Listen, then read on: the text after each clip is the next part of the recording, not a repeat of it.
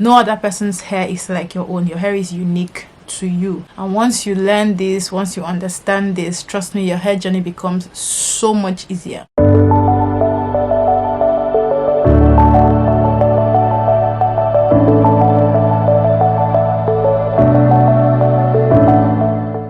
Hi guys, welcome back to my channel. I'm bringing to you guys another video where I talk to you guys about hair, growing hair, and natural hair in general. So I kind of feel like the natural hair trend wave is finally dying down. People are no longer wearing their natural hair just because it's trending. People are no longer wearing their natural hair just to see if it's something they can do.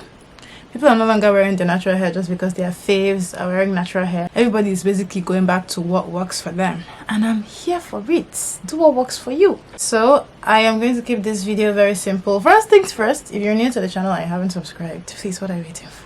Go ahead and hit that subscribe button. Also tap the bell beside so you'll be notified whenever I post new content. Go ahead and leave a comment down below, and don't forget to thumbs up. It helps with engagement. It helps more people that need to see content like this to see the content. And now that we're done bringing people into the fold, let's get into it. Natural hair is something that has been around for decades. I mean, it's basically, did I say decades? Has been around forever. It's basically the hair that grows out of our scalp.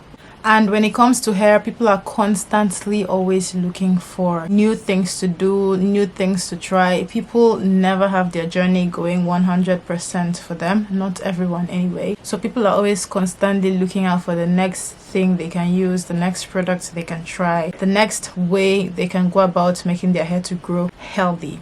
And I'm one of those people, and I believe that there are other people who are watching this video who also always look out for things like this. So today I'm going to be talking about 5 things which you have not embraced about your natural hair, which are holding you back from achieving greatness where your hair is concerned. The very first thing is your hair in general. This is most typical for people who have maybe 4B, 4C hair. Most typically 4C hair people. I always have complaints from people who have 4C hair talking about they are not satisfied with their hair. How can their hair be like mine? What can they do to lighten or loosen their curl pattern? What can they do to have a different texture? If they put relaxer to their hair, will they get the same results as their current hair, or will their hair be completely straight, or will their hair be curly? How can they get type 3 curls meanwhile their hair is 4C? So I feel like the first thing you need to do is to embrace your hair. Once you embrace your hair as it is, you won't constantly be looking for the next thing you can do to change your curl pattern. You won't constantly be looking for what you can do to make your hair appear like someone else. You won't constantly be looking at that influencer who has a looser curl pattern than you. You would actually now finally know what and what to do to take care of your hair, to make sure that your hair grows to the best of its ability. You need to embrace your hair. I cannot emphasize this enough. No other person's hair is like your own. Your hair is unique to you, and once you learn this, once you understand this, trust me, your hair journey becomes so much easier. You need to embrace your hair. You need to learn about your porosity. You need to learn about how your hair absorbs moisture, how long it retains that moisture. You need to learn about the products that you need to be applying to your hair to get the best result. You need to learn what you're allergic to, what your hair is allergic to, what you're using that's not working for you. You need to learn how to form a regimen. You need to learn what you need to do in the daytime and at night to make sure that your hair journey is a healthy one. You need to learn about heat. You need to learn about heat protectants. You need to learn about oils. You need to learn about water. You need to learn about a lot of things. But trust me, the initial learning process is just the hardest part of the work. And I always tell people, take it step by step. Don't try to rush the process. Have patience. More often than not, as you are learning about your hair along the way, you may need to drop off some things you thought would work for you for the long term and pick some other things that you thought you would not need until later. But I always tell people, don't rush the process, and also don't compare your journey to somebody else's journey. Don't compare your hair type to somebody else's hair type. Don't compare someone's results using a particular product to your own result using a particular product. Different things work differently for different people, and we say this a lot. The fact that something has worked for somebody else does not mean it will work for you necessarily. So please know that your journey is your own. The only thing you can do is take advice from people who have similar hair type to yours, in quote, be sure that they have similar hair type to yours.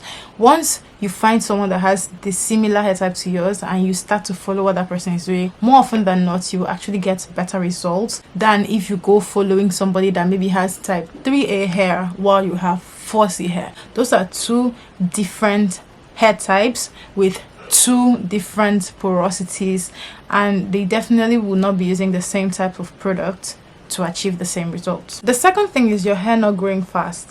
Hair growth largely depends on genetics. How fast your hair grows largely depends on genetics. Some people can cut their hair today and in the next 1 month their hair is almost as long as it was when they cut it, and I'm not even joking. And then there are people who cut their hair today and then before their hair even achieves maybe this length, they have to wait like 2-3 years. So it doesn't mean that you have bad hair, it doesn't mean that there's something wrong with your hair or you. It just means that the pace at which your hair grows is different from any other person's hair growth, and this is absolutely okay. I feel like we have to address this. This is very, very okay. What you can do is to take steps, follow procedures to maintain that hair growth and make sure you're not losing more hair than you're retaining. But I feel like people always think that because their hair grows so slow it's a big problem and there's something wrong somewhere, but this is not always the case, and you shouldn't blame yourself. Just make sure you find a regimen that works for you. If you need to change 1 or 2 products you're using to 1 or 2 better products, do that, but never forget that your hair growth does not determine how healthy your hair is. There are people who have long hair who have gone through several chemical procedures, and you can actually look at their hair and see that this hair is just hanging on for dear life. It's not particularly healthy.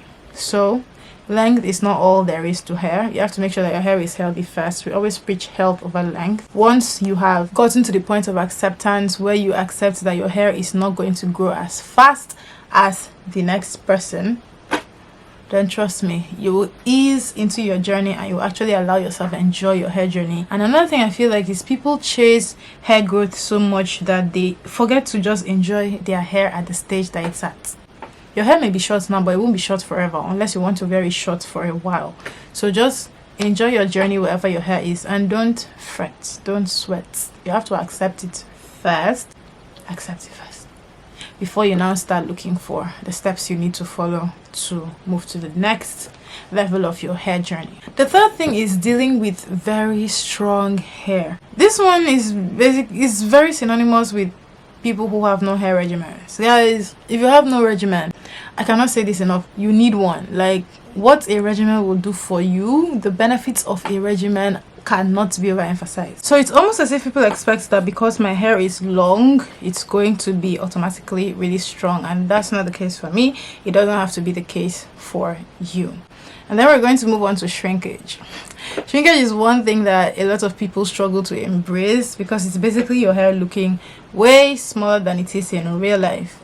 But trust me, once you embrace your shrinkage as part of your journey, then you basically embraced your whole journey. Shrinkage is another thing that people think they can get rid of by using things like texturizers, relaxers, and it's just going to make it worse for you, because if you intend to be natural for the long term, by the time the texturized part of your hair grows out and you have natural hair underneath, you're going to be dealing with 2 textures, as if you're transitioning again, or as if you're transitioning if you did not transition the first time. So what I advise is just let your hair be in all of this. The last thing that I want to say is dealing with itchy or flaky scalp. Now this one could be caused by a number of things, from having a poor wash day routine into dealing with dandruff to using some bad products. You could experience itchy or flaky scalp from a number of things, but I also want to tell you guys that you can overcome itchy or flaky scalp. If you have sensitive scalp, I always recommend using products with all natural ingredients that do not contain chemicals or any harsh chemicals. Another way to do it is to find products that are specifically produced to get rid of dandruff, to get rid of itchiness, to get rid of flakiness. And also, please moisturize. A lot of these hair problems can be solved if you moisturize frequently. And that's about it. For solving the problems, I would say that it all depends on your hair. It all depends on your porosity. Porosity is your hair's ability to absorb moisture and retain the moisture. So once you're able to identify, we have low porosity, we have high porosity, we have medium porosity.